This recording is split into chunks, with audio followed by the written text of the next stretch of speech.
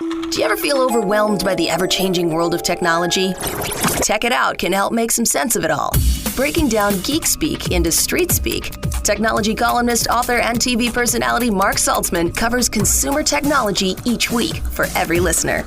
Mark tackles the latest news, reviews, and how-tos to help you understand what's hot, what's not, and why. Hey everyone, welcome to Tech It Out. This is episode 295. Hope you're all doing great out there in radio land or in podcast land. However and wherever you're tuning into this show, thank you. And I hope you're enjoying warmer weather wherever you are.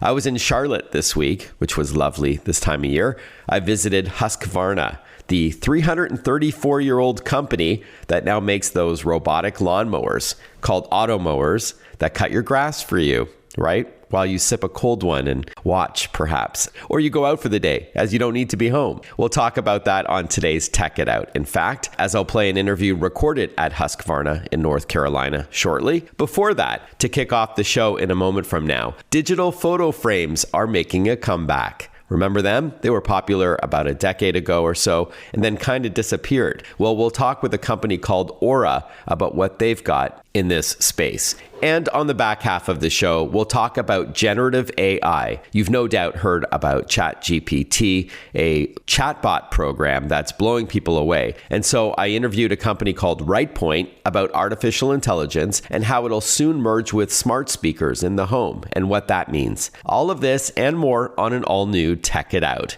powered by ASUS for those in search of incredible. I'll tell you more about ASUS shortly, but let's officially kick off the show with our first interview. Don't call it a comeback. Okay, obscure LL Cool J reference there. But digital photo frames are garnering buzz once again, allowing you to enjoy a collection of your digital photos, memories of family, friends, pets, or vacation pics that will put a smile on your face. And so we're going to hear now what's new with Aura. We've got on the line Ryan Richards. He's Aura's Chief Marketing Officer. Hi, Ryan. Thanks for joining us.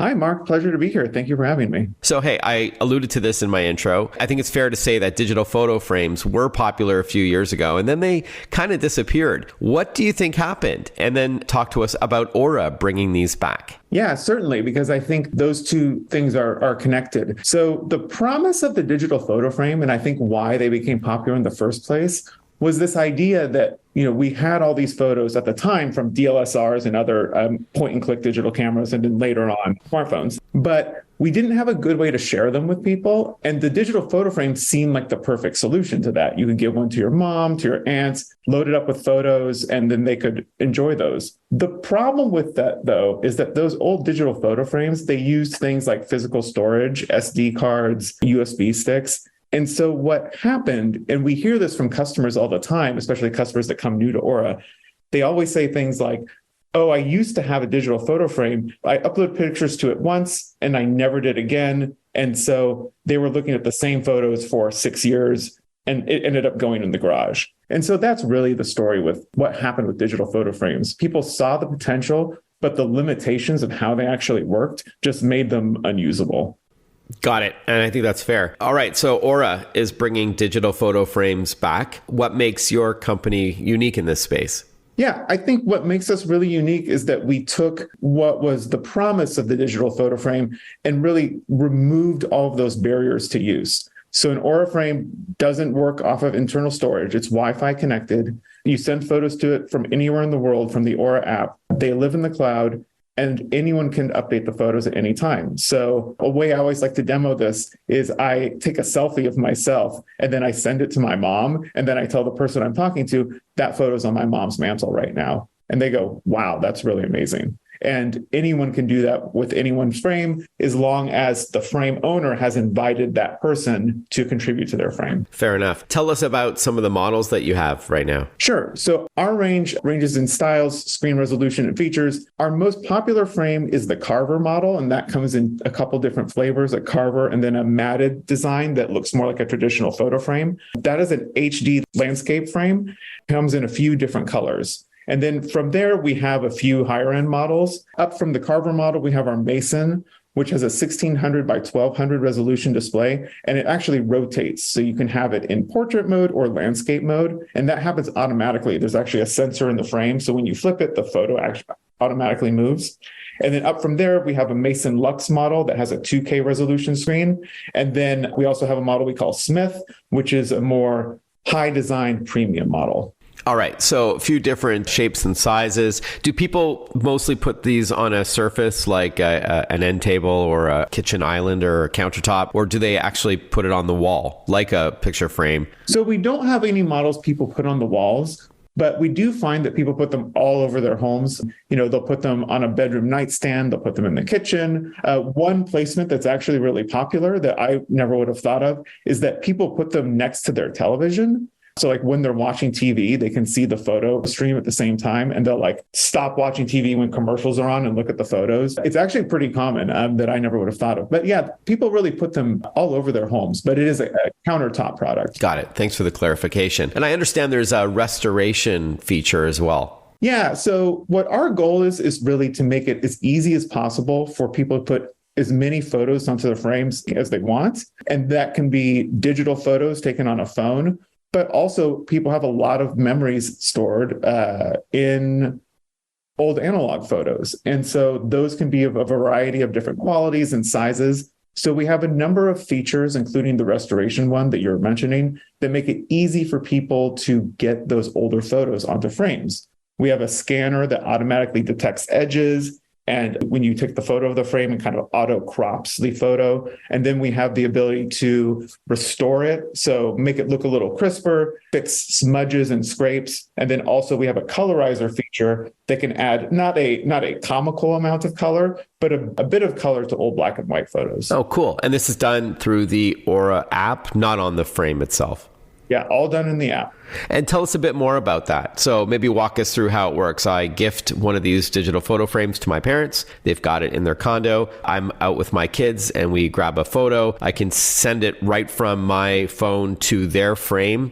It just appears there and that's that. And you have a number of options on how you can do that. You can just add the photo to their frame and it will show up in their reel, depending on the settings of that frame. Or you can actually, if you're a bit of a power user, you can go into the app and actually choose to have that photo shown immediately. The other thing too is that you can, when you give them the frame, actually, you can preload it with photos. When they get it and set it up, you would give them a little code that they enter into the app. And then after they've set it up, they would already have, photos from you, photos from anyone else in your family, because you can invite people to contribute in that process as well. So you aren't starting necessarily from zero when you give someone the frame. That frame can already be full of photos when they take it out of the box. Got it. We're chatting with Ryan Richards. He's Aura's CMO. We're learning about Aura frames, these digital photo frames to enjoy your digital memories. Because so many of our memories, our photos are on social platforms like, say, Instagram or Facebook or what have you. Is there any way to tie those in, Ryan? No, we don't offer features like that yet. What our customers actually really like about the frames is that they're removed from that world. And one of the things that we find happens is that we've included a number of features in our app where people can comment on photos, they can like them, they can add emojis to them. And so the frames and the network of frames and people in a family, for example, they kind of acts like a small little social network. I noticed this. I just gifted a frame to my grandmother, and she started inviting, she invited her other kids, my aunts and uncles and their kids. And you can just see this, around this one frame, this organic little social network pop up where I'm commenting on a photo from my aunt who I haven't seen in 5 years. It's just kind of the magic of Aura and why our frames are so sticky with people and what they love about them. And is this leaderboard feature also contributing to its stickiness? Yeah, I would describe the leaderboard as just one of the many things that we do constantly to make the frame a little better. We're always trying to think of ways with software to add new features to make it even easier for people to get photos on the frame. And what the leaderboard really solves is, and I saw this in my own life, where my mom was always texting me to add photos to the frame. And the leaderboard really lets you just do that in the app, because we've added a button that says request photos from this frame, and then you can request them from certain people. And it gives the frame owner a sense of who's contributing to their frames and makes that process of requesting and getting more photos easier. How many photos does a typical Aura frame hold? And do you also support videos? I will have to get back to you on the typical Aura frame. The range really runs the gambit from like a few hundred to like tens of thousands. Because you said it's in the cloud, right? Yeah, because it's in the cloud. It's unlimited storage. And that storage is free, by the way. We don't charge a fee or any subscription for that. Oh, that's cool. And we do also have video playback. The video length is 30 seconds. And there's features in the Aura app that let you auto crop videos that are longer than 30 seconds. And for typical photos, does it cycle through each one every few seconds like the old digital photo frames used to? We have settings. So you can go from, I think the quickest is 5 seconds and the longest is 24 hours. Oh. A lot of us at Aura actually really enjoy setting our frames to 24 hours because then they kind of act like an old sort of traditional photo frame where you get to live with a photo for a day. Yeah. And you wake up the next day and it's a new photo. And then finally, you mentioned that the cloud storage is free, which is fantastic. How much do the frames themselves cost and where could we learn more or buy them? Certainly. Our frames start at $149, and then that's our most popular carver model, and then they go up from there. And I think the best place to learn about them is our website, auraframes.com. All right, auraframes.com, A-U-R-A, frames.com. Ryan Richards has been our guest from Aura. Great to chat with you once again. Thanks so much, Ryan. Yeah, thanks, Mark. This was awesome. A robotic lawnmower that cuts your grass for you? Sign me up. We'll learn about the Husqvarna Automowers when we return. Listen to Tech It Out whenever you want. Find the Tech It Out podcast at iTunes or wherever you get your podcasts.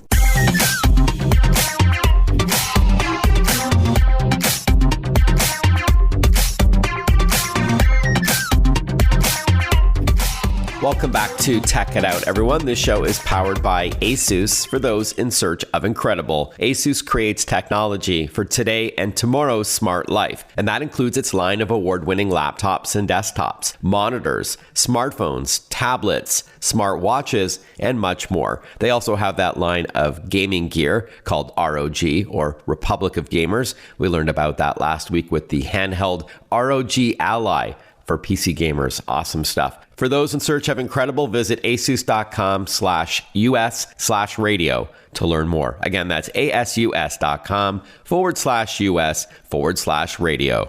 All right, so as promised earlier in the program, I'm here at Husqvarna in beautiful Charlotte, North Carolina. I'm with Chris Price, Engineering Manager for Robotics North America. Great to chat with you, Chris. Yeah, you too. Absolutely. So this was really cool walking around your facility here. I'm going to see a little bit more later this afternoon. But as a techie, naturally, I'm most interested in the autonomous stuff here. So we're talking Automower family of robotic lawnmowers. I've been writing about it for a few years. So this is pretty wild. Before we get to that, tell us a bit about Husqvarna. I understand the company is over 330 years old. Yeah, absolutely. So Husqvarna, we often could say that we're the world's oldest startup. So we were founded in 1689. So over 330 years old. We started out working on actually rifles, kind of evolved into lots of different things out of metal. We made bicycles for a long time, which evolved into motorcycles.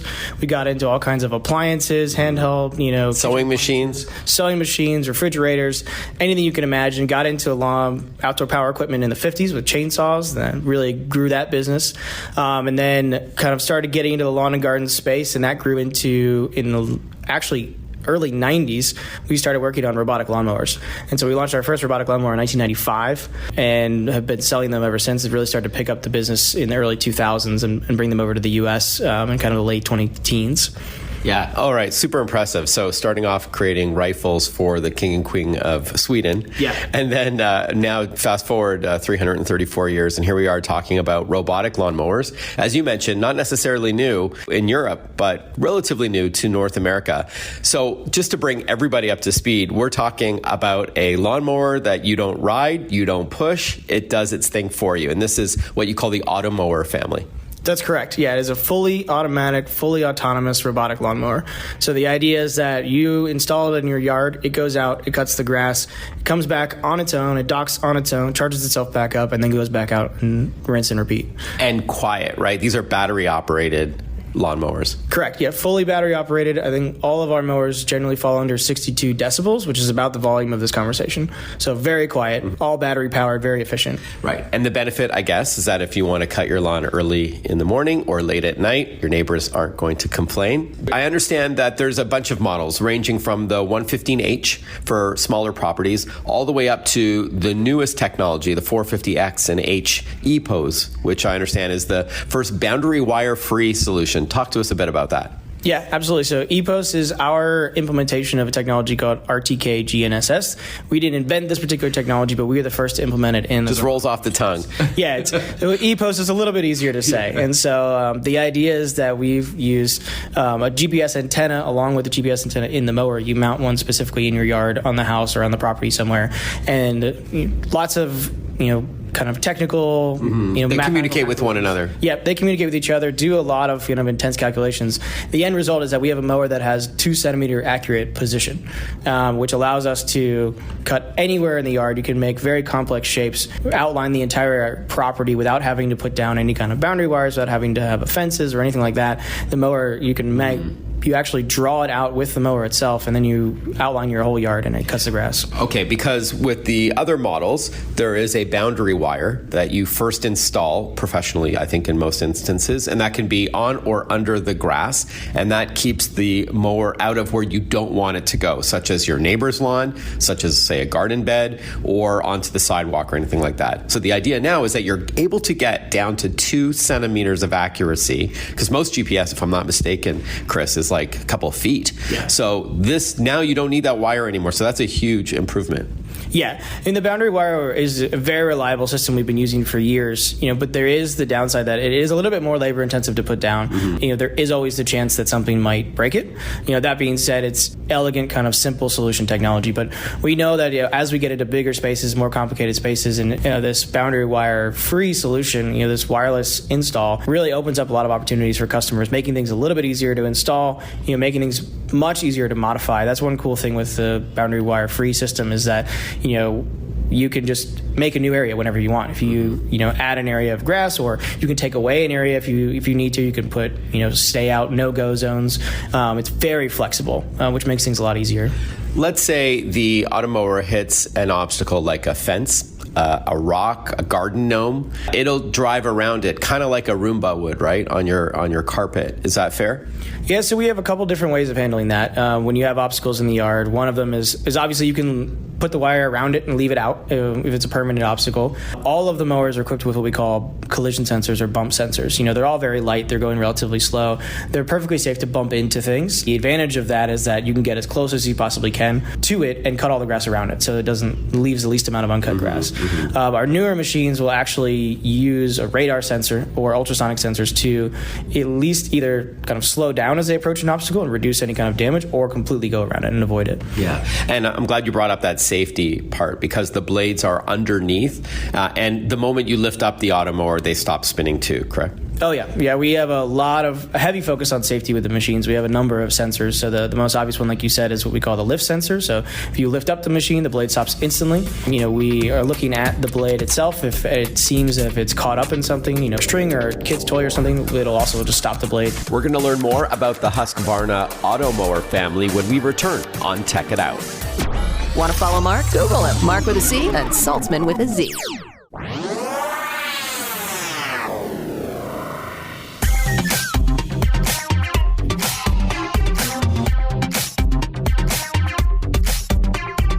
Breaking down geek speak into street speak. This is Tech It Out. Tech It Out with technology columnist, author, and TV personality Mark Saltzman. Welcome back to Tech It Out. We are chatting with Chris Price, engineering manager for Robotics North America at Husqvarna. I'm here in Charlotte, North Carolina, visiting the company, seeing a bunch of their tools and mowers. Some are rideable, some are handheld. Then we're talking robotic lawnmowers, the Automower family, very cool. Could you clarify, Chris, to our listeners that this isn't the kind of lawnmower that collects the grass or something that you would do every week or two? This has a whole different sort of approach. Yeah, absolutely. So we generally like to refer to Automowers as what we call maintenance machines. And so they'll go out and based on how big your yard is, they'll go out on a regular schedule. And so oftentimes this could be running a few hours every day, a few hours every other day, sometimes even 24/7. And what they'll do, the idea is that they're running constantly and always just removing a tiny amount of grass. And this has actually a lot of advantages. One is that it was doing what's called micro mulching. So if you're familiar with mulching on a typical lawnmower, the idea is that you chop up the grass a few times. And there's some advantages there that you drop clippings in, they turn into fertilizer. The downside of mulching with a traditional mower is that the clippings are usually very big, and sometimes they could fall and leave clumps that are unsightly. Because we mow so often, you're never removing more than like 1/8 of an inch or a couple millimeters of grass. So it's a trim, not a full haircut. Yeah, it's a constant trimming. And the cool thing is that those little clippings fall right down and they decompose very quickly. So it's kind of returning nutrients to the grass all the time, kind of like natural fertilizer. End result is that you never actually see your grass get long. That's one of my favorite things about the Automower is that your grass just always looks cut all the time. Yeah. There's never this kind of weekly cycle of where it looks really great for the first couple of days afterwards and starts to look a little worse, and then by the end of it, you're like, oh my God, I got to cut the grass. You never really have that experience, and that's one of the best things about the Automower. Before I ask you about the app and smart speaker support, because I am a nerd, so I have to ask you about the geeky stuff. So the 450X and the 450H, that refers to the blade height, is that right? Yeah, correct. So we have the 450X is our what we call a low cut model, and that cut height goes from 0.8 inches or 20 millimeters up to 2.5 inches or 60 millimeters. And then the other one is 2 inches to the 450XH is what we call our high cut model. We introduced more for the North American environment. We have a lot of species of grass here that tend to like to be cut taller. And so we've increase the cut height. We go from a range of 2 inches up to 3.6 inches. So max cut height of 3.6 or 90 millimeters. And speaking of cutting, the 450X or H EPOS also has the ability to create different kinds of patterns, including I think it's called a crosshatch, kind of like a baseball field. Talk to us about that. So you can choose what you want your grass to look like in a way. Yeah, absolutely. So the boundary wire mowers are kind of previous ones. One thing is they only move at a random pattern, kind of similar to the early Roombas. With the EPOS technology, when we have centimeter accurate positioning, we can do kind of any motion we want. And so we do what we call systematic mowing. So it's kind of, similar to the stripes that you would normally do when you mow your own lawn. You kind of walk back and forth. So what we'll do is we can adjust how that pattern works. So in any one mow cycle, it's going to do the same pattern, but you can have it adjust that pattern between mow cycles. So like on Monday, it mows one way, and then on Tuesdays, it'll adjust and mow that at like a 45-degree angle, and then it'll do it again. So the end result is over time, you start to get this really cool pattern kind of ingrained into the grass. There's also an app, there's smart speaker support, so you can use your voice to ask your Husqvarna to stop and start and all that kind of cool stuff. Before we wrap up, Chris, and talk the best website to check these out and get pricing and all that, it would be remiss for me not to ask you about anti-theft alarms and all that. Say you have a jealous neighbor wants this multi-$1,000 machine for themselves. What's built into the Automower family? Yeah, great question. So we have a couple layers of defense against theft. The first one is the PIN code. So all mowers have a 4-digit PIN code that is chosen by the user. And if you don't have that PIN code, it is very, very difficult, if not entirely impossible, to get into the machine. We have quite a few layers of security around that. It's a very robust system. Okay. So that's the first layer of defense. Now, obviously, not every potential thief knows that that's even a thing, and so they might take it anyway. So the second one is there's actually an audible alarm. So if you walk up to the machine, and all of these are adjustable in the settings as well. So if you don't want to turn these on, you don't have to, but you can turn it on to max security, and what will happen is if somebody actually triggers the lift sensor, or if they move the mower out of where it thinks it should be, it sets off a very loud alarm, and it'll keep doing that until somebody comes and enters in the PIN. And so every time, you can set the duration of the alarm, but usually it'll go off for a few minutes, and then if it's not been disarmed, it'll go off again, and it'll just keep doing that, and it is very annoying. And finally, and probably the most robust, is that all of the mowers are equipped with GPS tracking. And so we have 2 uses of this. When you install the mower, you'll create a geofence around your yard, and you can set that to be, I think it's 500 meters, 1,000 meters, 1,500 meters, quarter mile, half mile, mile radius around your yard, depending on how big the property is. And so if the mower exits that geofence, it goes into theft mode, sending its GPS location up to the app. And then you can actually take that to the police and give them the GPS coordinates and say, hey, this is where it is. You can go get it. And I've done that personally with a mower that was stolen here right in front of our office. Wow. We had it retrieved by the police. Yeah, I'd like to add not to try to retrieve something yourself, even if you can see it on a map, just to err on the side of caution. Why invite more trouble? Work with the authorities to retrieve it. Just one last thing, Chris. If it uses GPS, that's required for outside. If someone kept it in a shed or in their home and they haven't tried to use it yet, does the cellular kick in to show location too? So what it will do is it'll transmit its location while it's moving. So a lot of times what we'll see is some stuff gets stolen, it's taken into a shed or something. When it goes out of the geofence, it starts sending its location up every 60 seconds. And then once it stops moving, it actually goes into standby and it sends its location every 24 hours. And so usually we can see relatively close to where it last was. Now, generally we advise people that's the first thing you should set up, because if it gets stolen before you've done the install, it's much harder for us to find. So it's always very important to make sure that you turn on all of these theft protection features. Yeah. Awesome. Finally, best website to learn more, see all the models, even compare them based on the size or shape of lawn you've got, your needs, wire free, all that. Is it simply automower.com? Yep. Automower.com will take you there, and you can see everything you need to see. It's got all kinds of different, web pages that show you different information about the mowers. We have a mower selector tool to help you find the right model. All right, Chris, great chatting with you. Thanks so much. It's been really fun being here and seeing the R&D center and all the machines that make the parts and all the testing and all that. It's been a real thrill. Thanks so much. Yeah, absolutely. Anytime. We're going to chat AI, artificial intelligence, with a company called Rightpoint when we return. And speaking of AI, we cover cybersecurity a lot on this program, how you can best protect yourself in the digital age. And one part of the solution is securely shopping online. So I'm thrilled about my partnership with Visa on Tech It Out. They've made some significant investments in fraud prevention over the past 5 years to the tune of $10 billion. That's all to support Visa's brand promise to protect the financial info of both individuals and businesses, so you don't have to worry or think twice about using your Visa card at retail or online. All that AI and the machine learning, all that's all on the back end. You can learn more about Visa's security efforts at visa.com/security. That's visa.com/security. We'll be right back with more Tech It Out. Breaking down geek speak into street speak. Tech It Out, hosted by Mark Saltzman.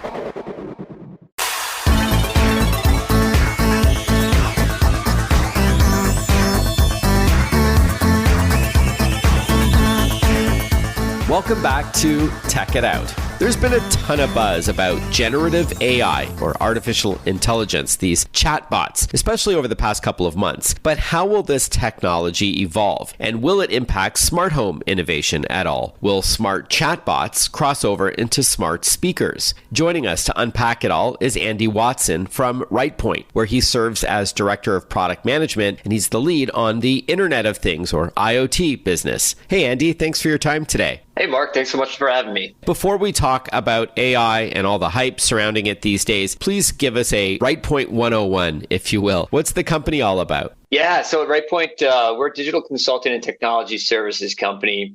We specialize in helping businesses and organizations create amazing digital experiences for their customers, their employees, and their partners.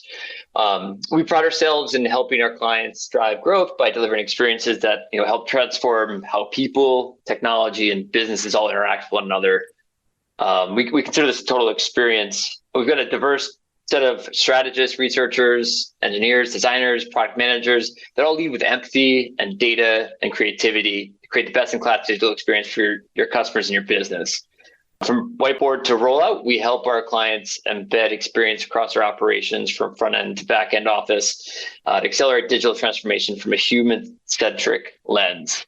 Some of our standout innovations include creating a connected in-car experience for Cadillac's Lyriq electric vehicle, developing a user-friendly controller for Boston Dynamics' Spot Robot, and designing a touchless water dispenser for Natural Choice that delivered increased hygiene during the COVID-19 pandemic. Oh, very cool. And you sound like the perfect person to chat with about ChatGPT. So what is generative AI in plain English, if you can? I know it's no easy task. And why the buzz about ChatGPT in particular? I know there are other examples of generative AI, but it seems like this product from OpenAI AI, which debuted in late November, has sort of garnered the most buzz out of all of these technologies? Yeah, sure. So this is a world of acronym alphabet soup. And without going into what every acronym stands for within generative AI, I'm just going to keep it high level.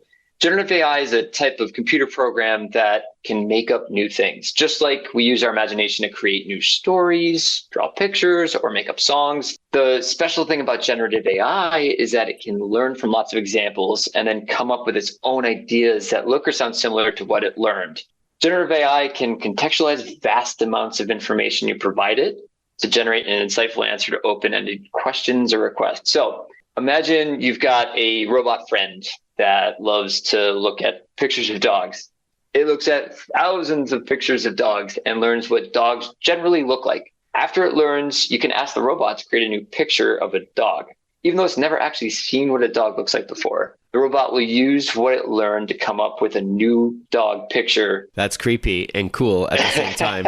I wrote a piece for USA Today, Andy, about ChatGPT. I asked it, what is something that no one has yet asked you to do? And ChatGPT said, I've been asked to write all kinds of stories and poems and songs and speeches for weddings and such, but I've never been asked to write a novel. So I said, okay, write me a novel. It said, give me some parameters. So I said, all right, it's late 17th century in Massachusetts. It's about the witch hunt era, and there's a young girl who may or may not be a witch. That was it. And then it went to town and was like, all right, it's called Shadows of Salem. And it takes place in Boston in 1692, and it's chapter 1. And then it went through dialogue and scene setting. It blew me away. That's amazing. Yeah. So it is mostly text-based. Is that right? So ChatGPT is something that you type in and it would type something back. But now it's evolving and it can even show you pictures that it's generated using artificial intelligence. Generative AI can generate not only just text responses, but also it can create music. It can compose imagery that's never been drawn or created before.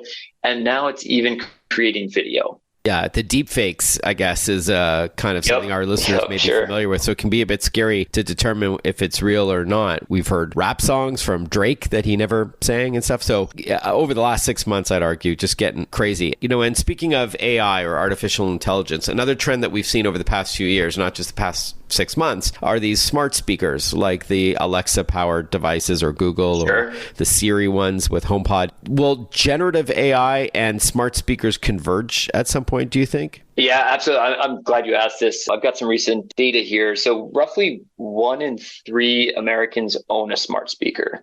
The latest data shows that there's roughly 4.2 billion digital voice assistants worldwide. So this is a huge market to tap into. And with generative AI, something like ChatGPT, the depth of personality and capabilities that generative AI can bring to voice assistants is immense. They pack a lot of power and can infuse their responses to have real conversational value. Because right now, Andy, correct me if I'm wrong, if I have an Alexa speaker beside me, I could say her name and then ask, like, what's the weather like outside, or play me a song from whatever band, or turn on my smart lights. But by adding the ChatGPT functionality, it's more conversational, like back and forth. There's a number of examples that are really interesting. Home Assistant, which is a smart home management platform, they already provide limited support for ChatGPT integration. So you could actually have a conversation with ChatGPT either through text or a voice assistant. You can get answers about your smart home or make requests from ChatGPT over your smart home speakers. The founder of Home Assistant actually recently demonstrated how he uses ChatGPT over smart speakers to come up with completely new stories that him and his kids make up about their favorite Mario characters.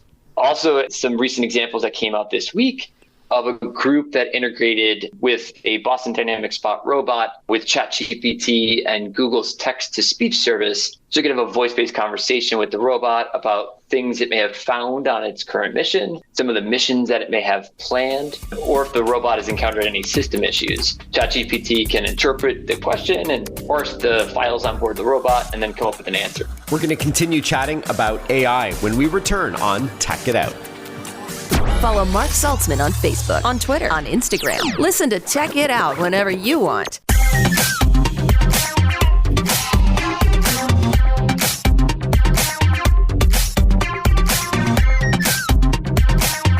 We are chatting with Andy Watson from Rightpoint. He serves as Director of Product Management, and he's the lead on the IoT business, Internet of Things. We're chatting generative AI today, including programs like ChatGPT and how far it's evolved, even over the past 6 months. And this is just scratching the surface, to paraphrase Andy, including support for smart speakers, which we're seeing a little bit more. And then not only could you have a conversation with ChatGPT over a smart speaker, and I think it'll mature even more over the coming months and years, Andy, but would you be able to also interact with this technology to control your smart home? I mentioned earlier about turning on your thermostat or smart lights and all that, but will it get to that sort of next level? And what would be an example of what you could do that you can't today? Yeah, absolutely. So generative AI has the potential to change the reactive smart home to a proactive smart home. Today's home assistants have, in my opinion, outlived some of their usefulness. They'll still continue to play a role, but in my opinion, that role has been confined to the limits of the technology. I mean, people primarily use voice assistants in their home to turn on a light or get the latest weather. It's very transactional. I need something, you give me something, right? Generative AI has the potential to turn that relationship from a transactional perspective into a collaborative one. The power with these models lies in its ability to make, what we call inferences off of large, immense data sets. All of the smart products in your smart home generate a ton of data that's, frankly speaking, rarely ever utilized in concert with one another. A lot of the user experience problem we have in the smart home today that we've been trying to solve for the past decade is the lack of what we call interoperability, the lack of compatibility, if you will, between your different devices. Think your robot vacuum can't easily coordinate with your security system to automatically schedule cleanings when no one's home. So the way that's done today is that you need separate apps usually. You need to manually configure your, air quotes, smart devices in your home to, air quotes, feel smart. We're really excited about the moment in time generative AI technology is becoming widely available because it's a really exciting time in the smart home.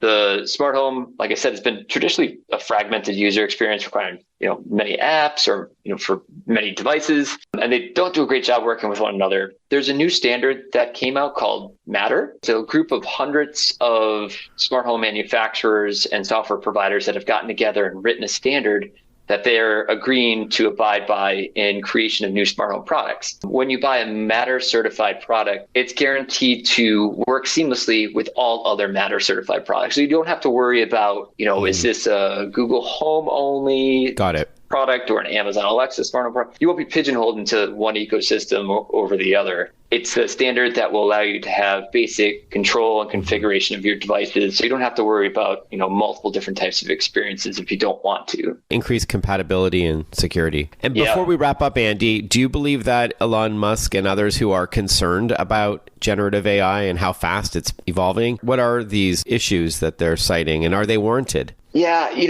any technology with a potential for big impact in the world, it requires thoughtfulness, morality, ethics, and possibilities of regulation around it to ensure it's safe and effective. I personally don't think generative AI will be taking over the world anytime soon. It's not like Skynet or HAL from 2001: A Space Odyssey. No, it's amazingly intelligent, but surprisingly stupid all at once. It lacks common sense. It's only as intelligent as the data it has access to and the way it's been trained to look at it.